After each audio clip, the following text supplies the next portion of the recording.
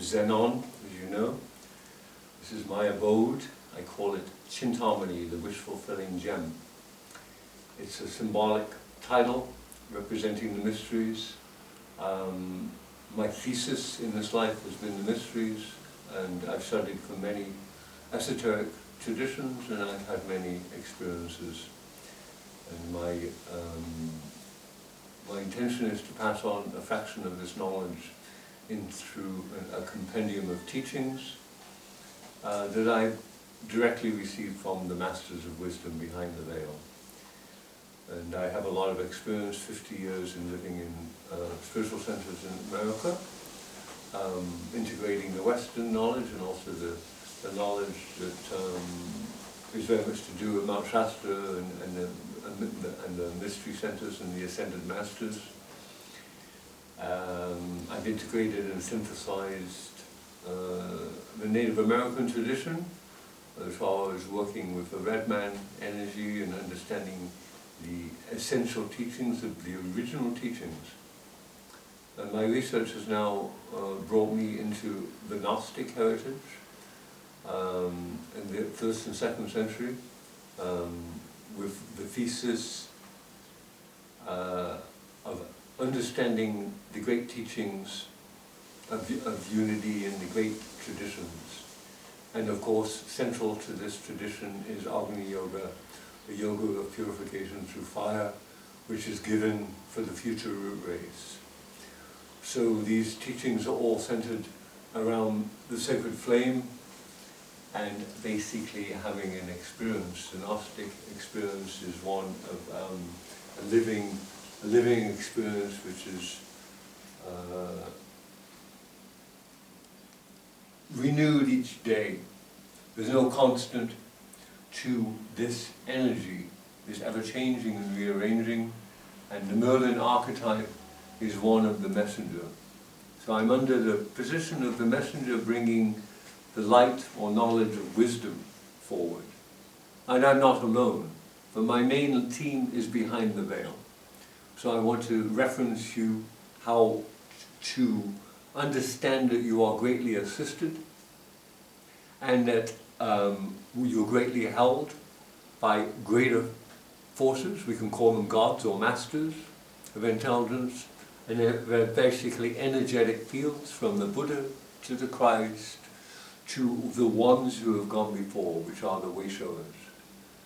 So each one of us has a role. There's a time right now of closure, of one era, of one way, which is a way of separation and fear and isolation, and the one way, which is we are in a biosphere of organic Gaia intelligence, and it's fully conscious, where divine intelligences live. But human intelligence is fallen between two fields. One is forgetfulness, polarized only in the personality, and the 3 lower chakras, money, sex, and power, unfortunately. So in order to achieve a higher perspective, you have to cultivate a relationship. It's a spiritual relationship with the divine self. And how to access that? Through the Western knowledge system. It's very simple. This system is about direct knowledge and direct understanding, and practicing accordingly. So through art and the creative process, you release the understanding of seeing in light, because everything's encoded in light. Everything's imbued by the heart, and then it become real. So these thought forms and conceptions become real, and then the witnessing between two individuals and the speaking of it make it so. That's how it has always been done. The word is sacred. And when we understand our truth and we witness it, it builds an immutable field. I know this for a surety. Everything that I practice through the written word has now to be the spoken word in order to teach and transmit the knowledge that I hold. The knowledge is impersonal. It comes from the greater I, and the me is the servant of the knowledge. I'm in a turning point because I'm trying to download a thing that has happened over 40 to 50 years and concretize how best to use this information in codes and symbols to access. And what I've come across is art is key and that heart is key. And when you rearrange the words in the English language, you'll find revelations upon revelations in codes. And how I can educate is by letters and numbers, because this is an original language of communication. And it belongs to the soul, because the soul is trying to communicate with the soul, the divine essence. So all of this is set up in the language of duality, light and dark.